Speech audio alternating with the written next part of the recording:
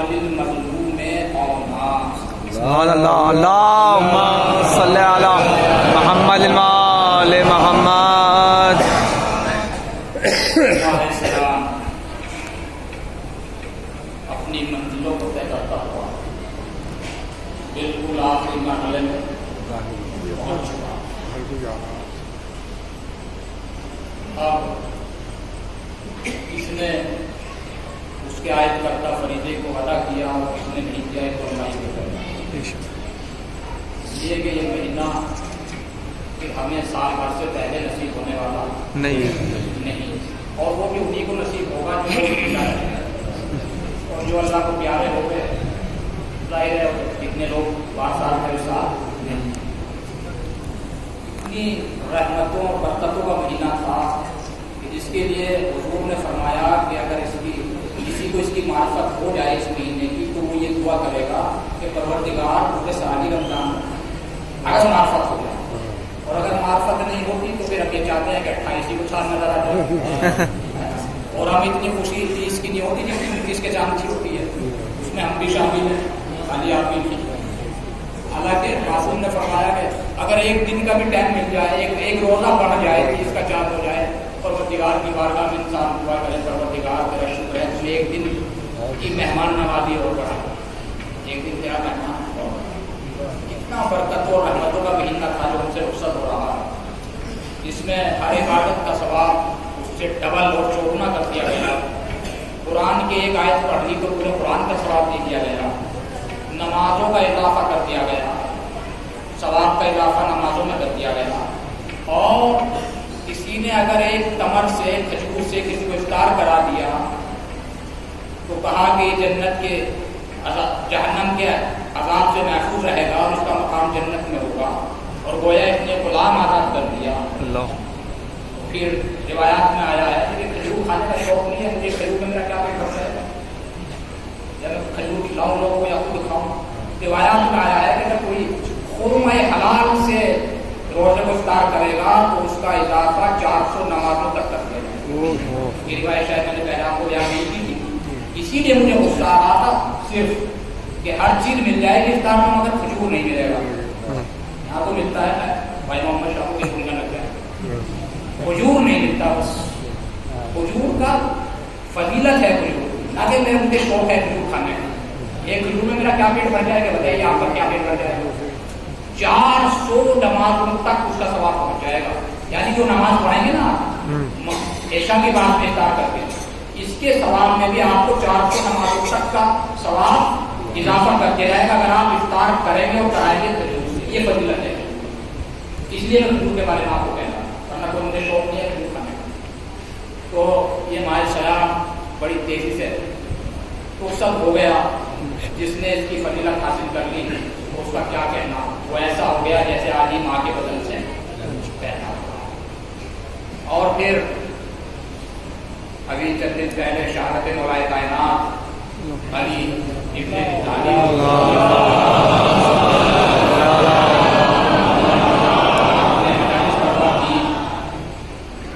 تابوت کی زیارت کی. شب 21 رمضان صبح کا وقت تھا جب مولا کائنات اس دنیا سے رخصت ہوئے. اور جب رخصت ہونے لگے تو آپ نے اپنے بیٹوں کو بلایا. کچھ وصیتیں بیٹوں کو کی کچھ اصحاب سے. شاید ان وصیتوں کا تذکرہ نہ میں کر سکوں ممکن ہے نہ مولانا ہو کہ ذہن میں نہیں ہوگا بیٹا والا کر دو کہ جس کا پہنچانا اس کے لیے تاکید کی اپنے بیٹوں کو کہ بیٹا ظاہر بیٹے تو عمل کرتے ہی ہیں کرتے ہی تھے. بیٹے نہیں کریں گے تو کون کرے گا جہاں سے ترک ہو رہا بھی کام نہ ہو. بات پہنچانی تھی اصل تک. اس میں دونوں بیٹوں نے جو وصیت کی ہے اس میں فرمایا ہے اوصیکما بتقوی اللہ.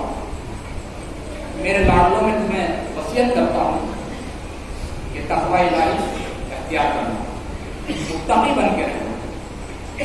اور اس کے بعد فرمایا اولا للحق. میرے لاڈلوں یاد رکھو اور یہ بات تم میرے چاہنے والوں میرے ماننے والوں تک پہنچا دینا.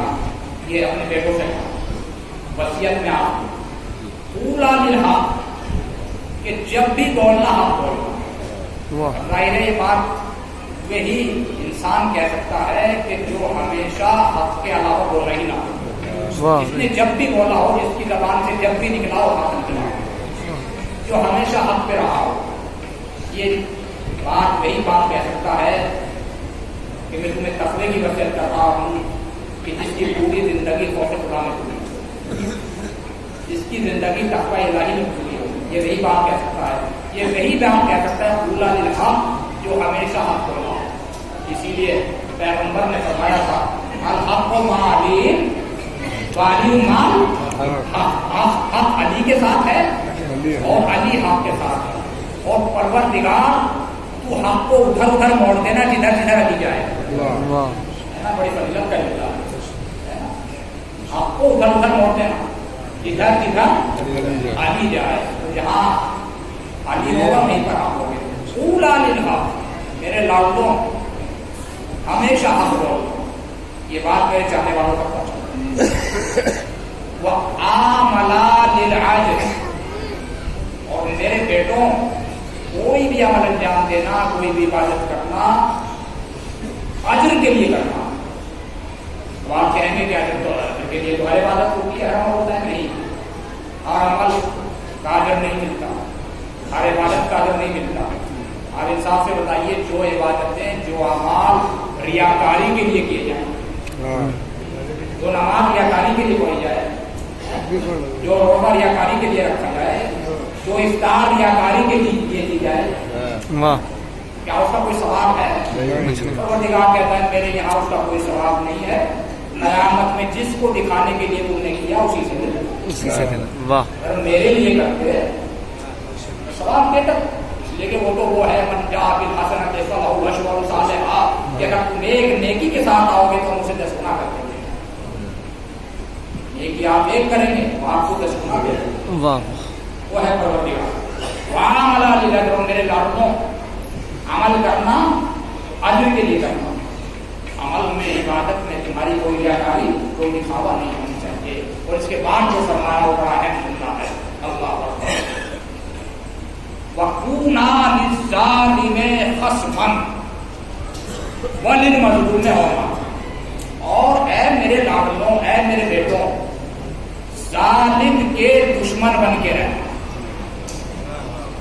وَكُونَا لِلظَّالِمِ خَصْمًا، اب یہاں پر میرے مولا نے قید نہیں لگائی کہ اگر ظالم ہے، ظالم سکھ ہے تو اس کے دشمن بن کے رہنا، عیسائی ہے تو اس کے دشمن بن کے رہنا، ہندو ہے تو اس کے دشمن بن کے رہنا، مسلمان ہے تو اس کے دشمن بن کے رہنا، کوئی قید نہیں لگائی میرے مولا نے۔ میرے مولا نے کہا ظالم کے دشمن بن کے رہنا، ظالم کسی قوم سے ہی کیوں نہ ہو، کسی مذہبی سے کیوں نہ ہو، چاہے تمہارا باپ ہی کیوں نہ ہو، آپ سے زیادہ تو کچھ نہیں ہے، کوئی رشتے دار ہو، رشتے داریاں نہ دیکھنا، باپ بھی اگر ظالم ہے تو اس کی طاقت اپنی جگہ پر ہے، لیکن اس سے بھی آپ کو نفرت کرنا پڑے گی۔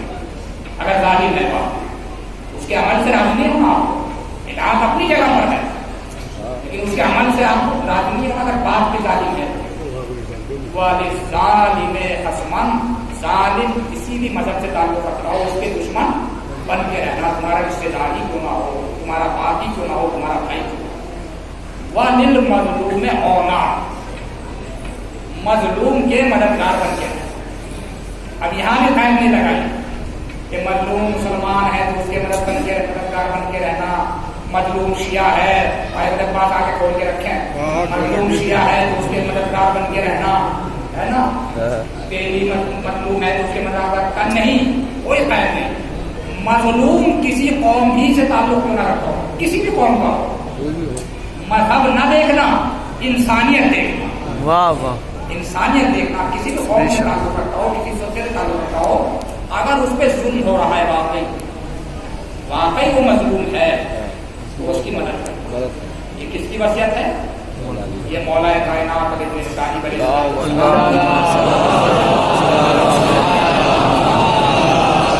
جو اپنے بیٹوں کے ذریعے یہ وصیت آپ تک پہنچائی ہے۔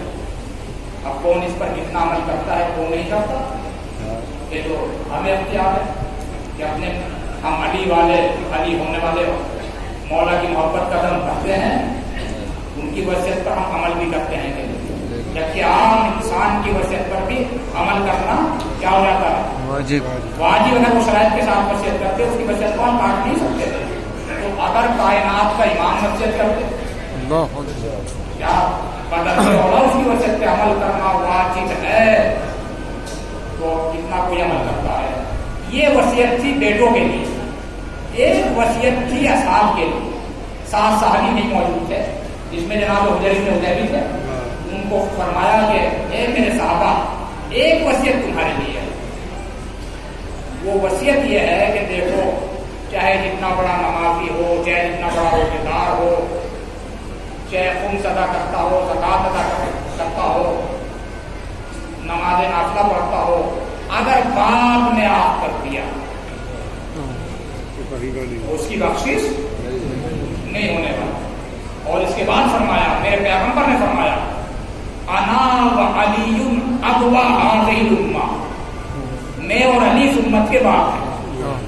अगर किसी ने इस बात को छोड़ दिया, इसके जरिए से तुम वजूद में आए, तब भी बख्शिश नहीं, और अगर किसी ने अली जैसे बाप को छोड़ दिया तो तब भी बख्शिश नहीं। वाह, क्योंकि अली और पैगंबर दोनों उम्मत के बाप। ये मौला ने वसीयत फरमाई है, जो बहुत जरूरी वसीयत थी, जो मैंने आपका। इसके बाद क्योंकि ईद उल फितर हमसे बहुत करीब है, 29 का भी चांद हो सकता है, जिसके ज़्यादा इम्कान है। तो हमें ईद में करना क्या है, हमारा फरीज़ा है। ईद के दिन सबसे पहला जो वाजिब काम है, और तो सब मुस्तहबात में से है, जो वाजिब काम है सबसे पहला ईद का, वो आपको फितरा देना।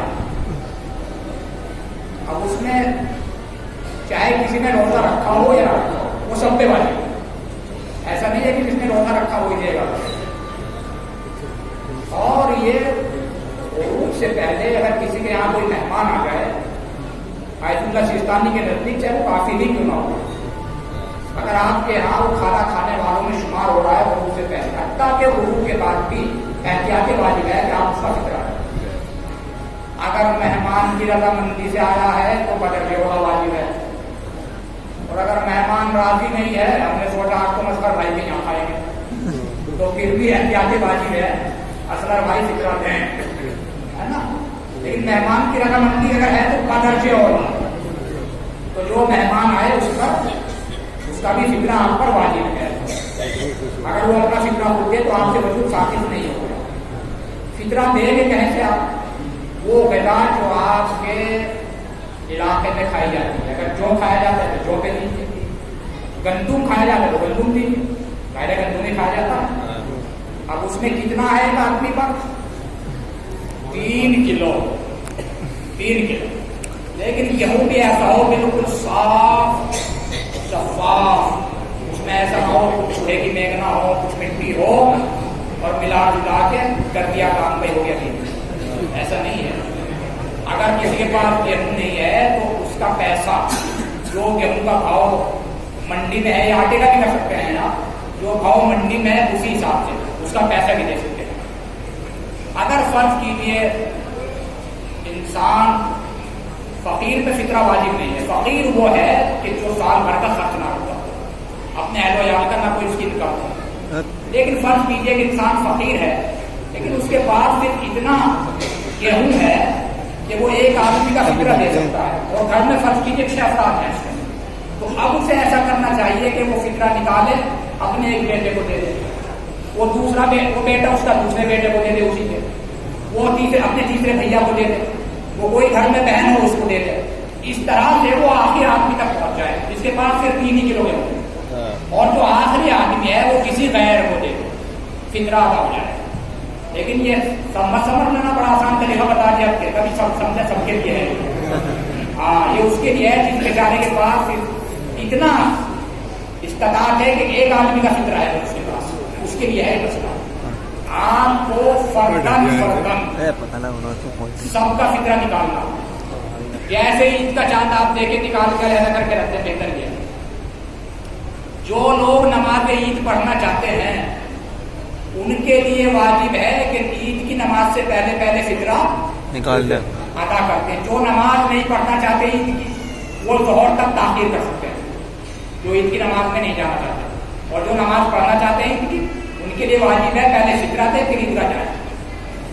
और सुबह उठे आप, अव्वल गुस्ल करें, इसके बाद शीर से थोड़ा इफ्तार करें, फितरा में शीर से इफ्तार करें, ईदगाह जाए, यह आपका फरीज़ा है। अगर कोई ज़ोहर तक भी ना दे सके, शाम हो गई, अगला दिन हो गया, भूल गया बस, तो अब वो बगैर अदा और क़ज़ा की नियत से दे सकता है। वाजिब साबित नहीं होगा उससे कि वो ईद निकल गई है, मुझ पे खत्म हो जाना चाहिए, बगैर अदा क़ज़ा की नियत से देगा। वो अगर भूल गया कोई कोताही होगी। अब रहा ये फितरा है किसको? सबसे पहले आप अपने रिश्तेदारों में तलाश कीजिए कौन इस लायक है। और मैं कह रहा हूँ ये मसला है, वो इस लायक है, वो शर्म नहीं करनी चाहिए, या ये उसका हक है, उसे ले लेना चाहिए। और आपको भी चाहिए कि जरूरी नहीं आप किसी को दें तो फिर ये कह कर दें कि ये फितरा, आप हदिया वदिया के तौर पर उसे दे सकते हैं, दिल में आप नियत रखें बस कि ये फितरा है, उसे ना बताएं कि ये फितरा है। अगर वो कराहत करता है तो फितरा पहले अजीज रिश्तेदार, इसके बाद वतन में तलाश और मुस्तहब है। अगर वतन में भी कोई नहीं मिलता तो इसके बाद आप फिक्रे को दूसरी जगह पे बस्ती में तलाश करना भेज सकते हैं, लेकिन पहले वतन में तलाश करना पड़ेगा। वतन में अगर आपने फिक्रा निकाल दिया और आपने मुस्तहब तक ना पहुंचाया और ना उसकी हिफाजत की, फर्ज की बकरी आई और खा गई, तो आपको उसका एवज देना पड़ेगा। अगर आपने उसकी हिफाजत, आपने फिक्रा निकाल दिया, रात में पैसे निकाल के सोचे से खर्च कर लूं, सुबह और निकाल दूंगा, जो निकल गया वही फितरे में जाएगा, जो निकल गया वही फितरे, पता नहीं समझ में आ रही नहीं, समझ गए, जो निकल गया वही फितरे में जाएगा। ये नहीं कि उसको बदल देना। हाँ, वो फितरा हर इंसान पर वाजिब है, अहलो अयाल के साथ। नियत क्या करें मैं वो भी बता दूं। फितरा देता हूं मैं अपना और अपने अहलो अयाल का वाजिब गुरबतन इल्लल्लाह, क्योंकि ये वाजिब है इल्लल्लाह हर इंसान पर। ये आप पर फितरे की अदायगी हर इंसान पर वाजिब है। जिसे आप अगर नमाज पढ़ना चाहें तो इससे पहले दिन, नमाज नहीं पढ़ना चाहते तो ज़ोहर तक उसको आप मना कर दे और मुस्तहक़ीन तक खुद पहुँचाएं। आप मुस्तहक़ीन आपके दरवाजे पे नहीं आएगा, ये आपका फरीज़ा है। मुस्तहक़ीन तलाश करें और खुद उस तक पहुँचाएं, बस बात आप। और नमाज ईद ज़ाहिर है गर्मी बहुत है, किसी को शिकायत नहीं होनी चाहिए, वहाँ पे कोई साया भी नहीं है, तो 7:30 तक आप ईदगाह में पहुंच जाएं। आपके साथ इतनी रियायत की जा सकती है बस कि 8 बजे तकबीर कही जाएगी, बस इतनी रियायत हो सकती है आपके साथ। 8 के बाद कोई गुंजाइश नहीं है, अभी जिसको शिकायत वो कर ले, क्योंकि बाद में होता है मौलाना जल्दी करती है, नहीं करती, आप नहीं करती। काम क्या है भाई आपको? आप सुबह में उठिए, गुस्ल कीजिए, इफ्तार कीजिए, फितरा निकालिए, ईदगाह चले जाइए, काम क्या है? कोई बड़ा काम नहीं है। अगर आप पढ़ना चाहते हैं ईद की नमाज तो दूसरों को गर्मी में मत मारिए। 8 बजे तकबीर कही जाएगी, अस्सलातो यौम ईदुल फित्र, जो भी तकबीर कहता है वो ठीक 8 बजे तकबीर कह देगा और नमाज ईद शुरू हो जाएगी। अगर कोई बिल्कुल करीब से दिखाई दे गया तो हो सकता है उसका इंतजार हो जाए, करीब से हो। अगर ज्यादा दूर का है, अभी करबला तक ही पहुंचा है, तो शायद उसका भी इंतजार ना हो। मैं भी बता रहा हूँ, इसलिए वहाँ कोई साया नहीं है। और अगर साया का इंतजाम हो रहा है तो बहुत ही अच्छी बात है। मुतबल्ली से जो कर रहा है, जो उनके जमीन है, इस बात को बिरादरी कहे भाई, ये मैं नहीं कहूँगा। अगर साया हो रहा है तो बहुत अच्छी बात है, आराम से सुकून से पढ़ जाएगी नमाज, इससे अच्छी बात नहीं है।